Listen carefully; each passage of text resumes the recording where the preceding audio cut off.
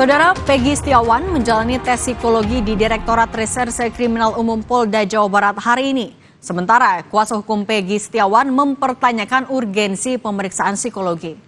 Tes psikologi dilakukan berdasarkan surat panggilan terhadap Peggy Setiawan melalui kuasa hukumnya yang diterima pada 6 Juni 2024. Peggy Setiawan bersama tim penyidik tiba di Direskrimum Polda Jabar pukul 10.30 waktu Indonesia Barat.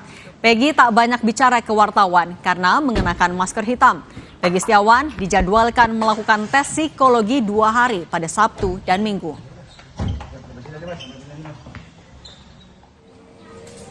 Hari ini Ibu Peggy Setiawan, Kartini, juga berangkat dari Cirebon menuju Polda Jawa Barat untuk menjenguk Peggy yang menjalani tes psikologi hari ini. Kartini masih meyakini anaknya bukan Peggy alias Peron yang dicari polisi dan terlibat dalam kasus pembunuhan Vina. Kartini berharap Peggy bisa dibebaskan. Ini Bu. Saya hanya mau memberi kekuatan kepada Peggy karena dia tidak melakukan kejahatan itu. Peggy harus sabar dan tawakal, itu aja. Ini akan mengikuti prosedur yang ada, Bu? Akan mengikuti prosedur yang ada? Ya, kalau itu diperlukan. Terus bagaimana Bu harapannya Bu setelah banyak sekali rekan Peggy yang diperiksa dan lain sebagainya? Ya harapannya sih semoga lekas dibebaskan anak saya karena anak saya tidak bersalah. Sementara kuasa hukum Peggy Setiawan, Sugianti Iriani, menyebut telah melayangkan surat keberatan atas pemeriksaan psikologi kepada Peggy Setiawan.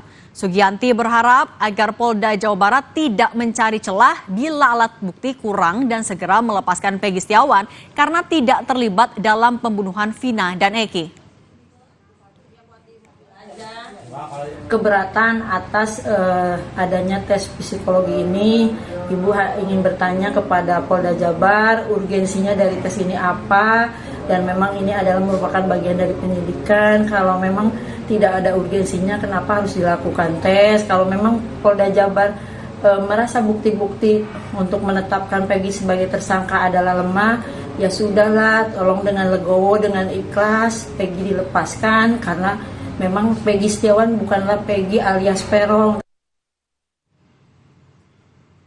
Terkait kasus pembunuhan Vina dan Eki, Komnas HAM telah meminta keterangan 27 orang sebagai tindak lanjut pengaduan dari keluarga Vina dan salah satu terpidana kasus Sakatatal kepada Komnas HAM Mei lalu. 27 orang yang dimintai keterangan meliputi para terpidana, keluarga dan kuasa hukumnya, serta keluarga dan kuasa hukum Vina. Komnas HAM juga meminta keterangan dari Dirkrimum dan Itwasda Polda Jawa Barat.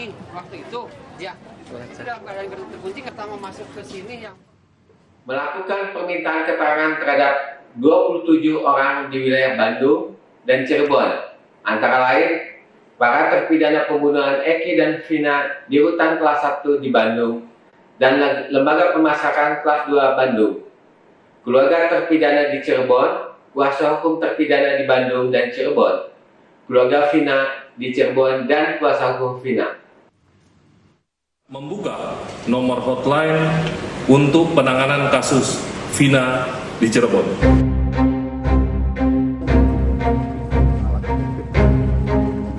Usai menangkap Peggy Setiawan yang disebut polisi sebagai otak pembunuhan Vina, kini polisi membuka hotline khusus untuk menampung banyaknya informasi yang berkembang di masyarakat terkait kasus pembunuhan Vina. Nantinya, seluruh informasi dari masyarakat akan dianalisa oleh penyidik sehingga bisa dipertanggungjawabkan secara hukum. Polda Jawa Barat juga membentuk tim asistensi yang terdiri dari Itwasda, Propam, dan Ditreskrimum dan melibatkan Kompolnas dan Komnas HAM untuk mengawasi proses penyidikan. Akan kami lakukan analisis sehingga dapat dipertanggungjawabkan secara hukum, sehingga sama-sama kita imbau bijak dan bertanggung jawab memberikan informasi untuk menjaga dan menghargai keluarga korban. Sementara mantan Kabar Eskrim Susno Duaji menyebut jika penyidik saat ini harus fokus untuk membuktikan apakah Peggy Setiawan benar terlibat dan menjadi otak dalam pembunuhan Vina dan kekasihnya Eki 8 tahun silam. Adakah sidik jari, kita fokus pada Peggy ya yang sekarang ditahan jadi tersangka. Adakah sidik jari Peggy pada barang-barang yang ditemukan dalam peristiwa tersebut, misalnya di helm, di sepeda motor, kemudian di samurai yang katanya ada samurai. Adakah CCTV merekam gambar Peggy di lokasi kejadian? Adakah di handphone Peggy pada 2017 ada bahwa handphone tersebut berada di sekitar BTS, di sekitar lokasi kejadian. Sementara Kamis malam, sejumlah anggota dari Divisi Propam Mabes Polri didampingi Polda Jawa Barat mendatangi Polres Cirebon Kota diduga untuk memeriksa penyelidikan kasus Vina. Sejumlah kendaraan mobil dinas polisi dengan plat B dan D terlihat di halaman Mapolres Cirebon Kota. Humas Polres Cirebon Kota membenarkan ada sejumlah pejabat dari Mabes Polri dan Polda Jawa Barat yang datang di Mapolres Cirebon Kota. Karena pejabat semua di dalamnya itu. Iya. Kalau tadi malam infonya ada pemeriksaan, betul Pak Mas? Nah iya, saya juga nggak monitor. Artinya nggak pernah ada tembusan. Langsung ranahnya tingkat Mabes sih. Seperti dari Mabes iya. Polda sama Mabes Polri ya? Iya. Terus mungkin nanti kalau saya juga nggak ingatnya nggak diikutkan dalam kegiatan itu. Saat ini polisi masih melakukan psikotes untuk tersangka Peggy Setiawan. Namun polisi belum melakukan rekonstruksi ulang setelah Peggy yang disebut sebagai otak pembunuhan Vina tertangkap. Tim Liputan Kompas TV.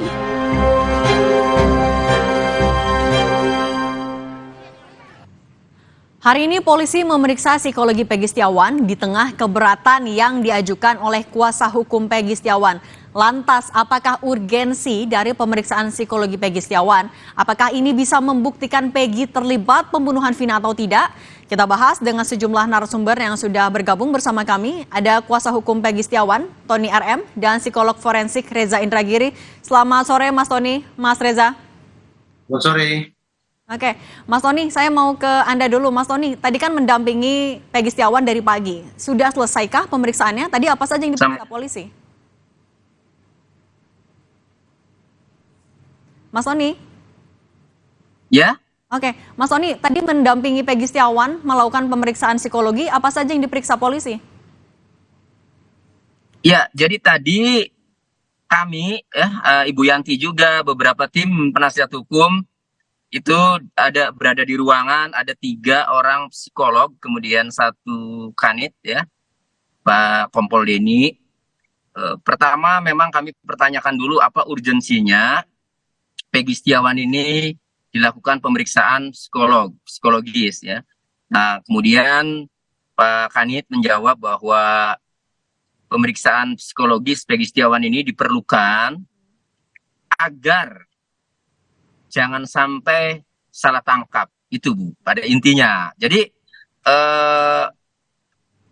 ini kan akan diperiksa mengenai kepribadian, mengenai psikologis Peggy Setiawan, ya. Ya mungkin saya menerjemahkan begini. Peggy Setiawan itu kan konsisten dengan jawabannya, ya, dalam BAP, karena dia tidak melakukan, dalam BAP pun memang dia tidak melakukan. Bahkan sampai memunculkan saksi-saksi yang bersamanya pada saat di Bandung, itu kan dimunculkan, artinya dia tidak melakukan. Kemudian ini mau diuji, ya, apakah jawaban konsisten Peggy Setiawan ini, kan, apakah memang benar-benar Peggy Setiawan ini mungkin benar, normal, atau bagaimana, kan? Nah, atau bisa juga mencari apakah memang ada sifat-sifat psikopat selayaknya seorang pembunuh, kan? Nah, mungkin itu lagi dicari. Tetapi pada intinya tadi sepakat, ya, sebelum kami mengizinkan, sepakat bahwa ini bisa saja menguntungkan Peggy Setiawan. Karena nanti yang akan diuji apakah konsisten atau tidak kan. Jadi ingin dicari termasuk mungkin emosionalnya akan ditanya, akan dilihat, akan dinilai ya. Jadi pada intinya kami tadi sepakat bahwa karena tujuannya ini adalah jawaban Peggy Setiawan yang konsisten bahwa memang ia tidak melakukan tindak pidana itu, kemudian penyidik mau mencoba melibatkan psikolog untuk memeriksa psikologisnya ya, kemudian ya baru akan menilai itu. Nah, psikolognya juga sama menyampaikan seperti tadi bahwa ini bisa saja menguntungkan Peggy Setiawan kan begitu. Jadi pada intinya karena klien kami konsisten ya, memang tidak melakukan dasarnya, mau ditanya dengan cara apapun, mau diperiksa dengan cara apapun, ya kami silakan. Yang penting segera ketika memang sudah mendapatkan hasil bahwa memang yakin Peggy Setiawan bukan pelaku, ya segera hentikan itu. Jadi kami sepakat mengizinkan. Nah, pada saat diperiksa kami memang tidak boleh mendampingi, Bu. Ya, jadi ini internal antara psikolog dengan Peggy Setiawan. Jadi psikolog ada 3, sama Peggy Setiawan 1 ada di ruangan, jadi 4 orang itu. Jadi kami semua nunggu di luar sekarang. Oke, saya mau ke Mas Reza. Mas Reza, Anda sebagai psikolog forensik, sebenarnya kalau dalam penyidikan, ini adalah memang hal yang lumrah ketika tersangka dilakukan pemeriksaan psikologi. Urgensinya sebenarnya apa? Apa saja yang diperiksa? Pada tahap seperti sekarang ini, menurut saya hanya ada 2 relevansi ketika diselenggarakan pemeriksaan psikologis terhadap terperiksa. Pertama adalah untuk mengecek istilahnya fitness to stand trial, kebugaran atau kesehatan dalam rangka menjalani proses hukum. Sehingga akhir dari asesmen yang satu ini adalah simpulan, apakah terperiksa fit atau unfit. Diterjemahkan secara bebas, apakah dia cukup punya kewarasan atau kurang kewarasannya untuk menjalani proses hukum. Kalau disimpulkan bahwa yang bersangkutan fit to stand trial, artinya cukup waras untuk menjalani sebuah proses hukum, maka masuk ke pemeriksaan tahap kedua, yaitu competence to stand trial, menakar kompetensi yang bersangkutan untuk menjalani proses hukum. Ada perbedaan makna antara kompetensi di ranah hukum dengan kompetensi di ranah psikologi. Competence to stand trial atau kompetensi untuk menjalani proses hukum dalam sudut pandang psikologi forensik bermakna tentang seberapa jauh tingkat pengetahuan dasar yang bersangkutan tentang seluk-beluk hukum. Misalnya, apakah dia memahami bahwa posisi dia sekarang adalah tersangka dan nantinya ada terdakwa? Apakah dia paham yang duduk di sebelah kanan di ruang sidang adalah penasihat hukum dan di sebelah kiri adalah jaksa penuntut umum serta di depan adalah majelis hakim? Apakah yang bersangkutan paham tentang tugas masing-masing pihak tersebut? Ini adalah contoh bagaimana asesmen dilakukan untuk menakar derajat pengetahuan mendasar seorang terperiksa menjelang menjalani proses hukum. Dengan demikian, simpulannya apabila kedua asesmen ini diselenggarakan, simpulannya bukanlah apakah ini salah tangkap atau sudah benar tangkap, bukan menguntungkan atau merugikan, karena itu bukan kosakata psikologi forensik. Menguntungkan atau merugikan adalah kosakata penasihat hukum atau jaksa penuntut umum. Sementara ketika 2 asesmen itu diselenggarakan, simpulannya hanya 2. Pertama, fit atau unfit. Yang kedua, kompetent atau inkompeten. Di Indonesia kan, waras atau tidak waras, kompeten atau tidak cukup kompeten. Oke, artinya sebenarnya pemeriksaan psikologi ini tidak mempengaruhi hasil atau proses penyidikan yang sudah berlangsung.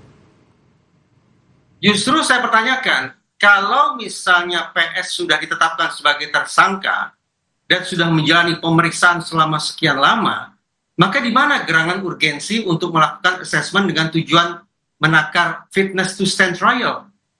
Karena dia sudah menjalani pemeriksaan, bahkan mungkin sudah ditetapkan sebagai tersangka, maka asumsinya bahwa yang bersangkutan waras. Karena kalau yang bersangkutan sudah diketahui sejak awal tidak waras, maka tidak akan dilakukan pemeriksaan, apalagi penahanan terhadap yang bersangkutan.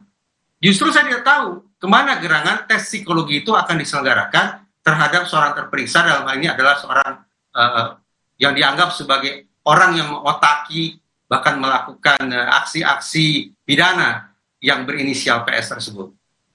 Nah, Mas Reza, untuk mendalami tadi apakah Peggy Setiawan mampu atau tidak menjalani proses hukum selanjutnya yang didalami oleh polisi atau yang diperiksa dalam tes kejiwaan ini apa biasanya, Mas? Tadi saya katakan kalau untuk menakar competence to stand trial atau kompetensi untuk menjadi proses hukum harus dipastikan dulu bahwa terperiksa dalam kondisi waras. Artinya dia tidak memiliki kelainan-kelainan psikologis yang tidak lagi membuat antara yang dia ucapkan dengan apa yang dia pikirkan tidak koheren. Itu persoalan antara waras atau tidak waras. Dan juga yang bersangkutan harus dipastikan memang memiliki kecerdasan yang mencukupi. Tidak mungkin retardasi mental karena tidak mungkin diselenggarakan proses hukum yang wajar, yang konvensional terhadap orang-orang yang memiliki retardasi mental. Nah, kalau dua syarat itu sudah terpenuhi, barulah kita bicara tentang competence to stand trial. Maka ini ibarat tes pengetahuan umum. Kalau fitness to stand trial, memang itu bahasa-bahasa psikologi sekali. Kata psikiatri. Tapi kalau competence to stand trial adalah menakar sekali lagi derajat pengetahuan umum yang bersangkutan tentang beluk hukum. Baik. Oke, saya mau balik lagi ke Mas Tony. Mas Tony, dari jam 10.30 kan tadi Peggy Setiawan sudah tiba di Polda Jawa Barat. Kalau sekarang sudah selesai pemeriksaannya? Belum, Bu. Belum. Jadi tadi disampaikan ada 5 rangkaian pemeriksaan psikologis ini, ya Bu. Yang saya ingat satu mungkin Pak Reza untuk menanggapi atau melanjutkan ya. Jadi secara umum tadi yang saya dengar itu satu MSCI. Itu pertama ya, terus kemudian yang kedua ada tuh, cuma memang saat ada 5 rangkaian ya, cuma memang saat menjelaskan memang saya agak ada keluar ya, ada keperluan, jadi akhirnya saya masuk lagi, sudah selesai. Intinya ada 5 rangkaian, mungkin Pak Reza bisa, yang sudah terbiasa bisa menjelaskan juga ya, itu jadi 5 rangkaian itu. Kalau tidak selesai hari ini, kemungkinannya dilanjut besok karena jadwalnya, Bu, hari ini dan besok, Bu.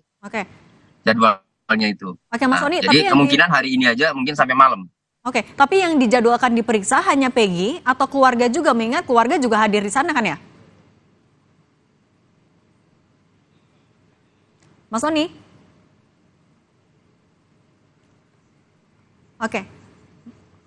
Tampaknya masih ada gangguan. Kami akan coba lagi hubungi Mas Tony, kuasa hukum dari Peggy Setiawan.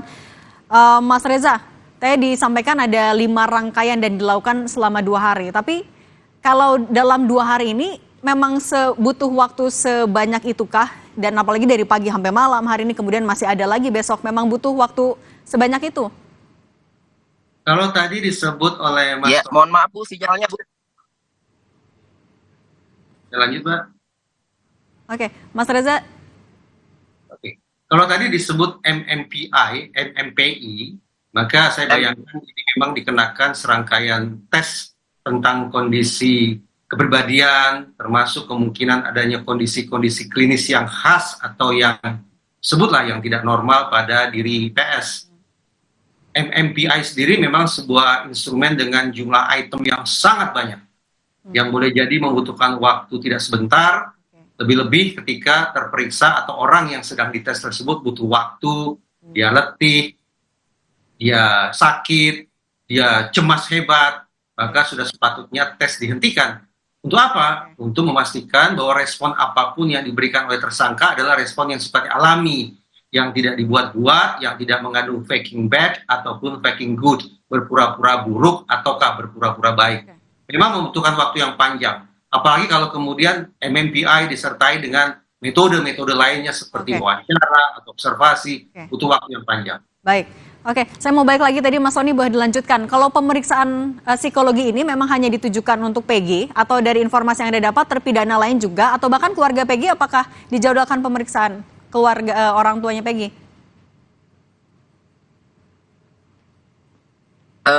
Saya melihat hanya Peggy ya Bu di Polda ini yang dilakukan pemeriksaan psikologis. Nah, kemudian untuk ibunya atau keluarganya, ibu bapaknya sampai hari ini, sampai jam ini belum ada informasi bahwa ibu dan bapaknya ini diperiksa, belum ada informasi.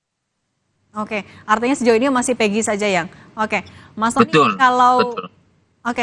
Kalau untuk rekonstruksi saat ini kan juga masih belum dilakukan. Apa sudah ada informasi juga dari Polda Jawa Barat, misalnya kelanjutannya seperti apa?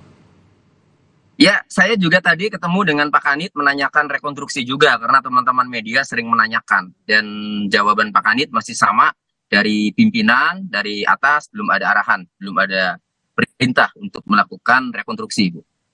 Oke, artinya agenda terdekat selain tes psikologi ini untuk Peggy, apalagi Mas dari polisi?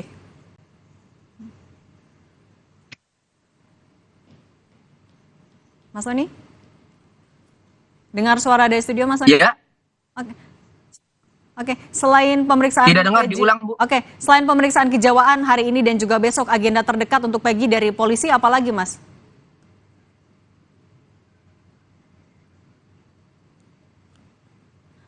Sementara ini baru pemeriksaan psikologis, Bu, yang dilakukan untuk hari ini dan besok. Jadi belum ada jadwal atau informasi rangkaian pemeriksaan apalagi selain psikologis ini belum ada. Jadi sampai hari ini, untuk hari ini dan besok itu informasinya memang baru pemeriksaan psikologis terhadap Peggy Setiawan. Oke. Terakhir saya mau balik lagi ke Mas Reza. Mas Reza, dari pemeriksaan psikologi yang dilakukan hari ini dan juga besok akan seberapa berpengaruh artinya dalam kelanjutan proses terkait dengan Peggy Setiawan? Saya ingin memberikan pesan positif bahwa vonis atas diri terdakwa akan ditentukan seberapa jauh perbuatannya itu terbukti atau tidak. Perilakunya itu terbukti atau tidak. Itu artinya jangan sampai terjadi penyalahgunaan terhadap hasil pemeriksaan psikologis. Contohnya, anggaplah bahwa hasil pemeriksaan menunjukkan bahwa seorang terperiksa berkepribadian sangat buruk.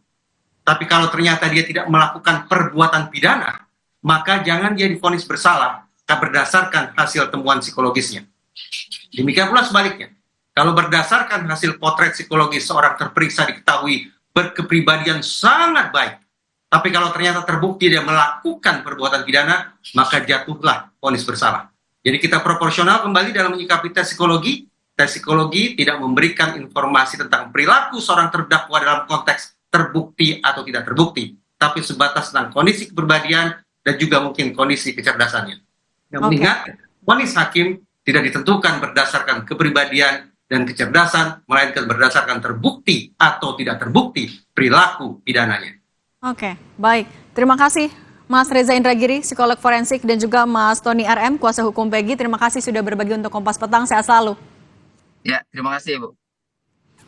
Dan usai jeda, kami masih akan kembali dengan informasi terkait Ketua Komisi 5 DPR RI, Lazarus meminta pemerintah menunda kebijakan Tapera karena banyaknya penolakan dari masyarakat terhadap aturan Tapera.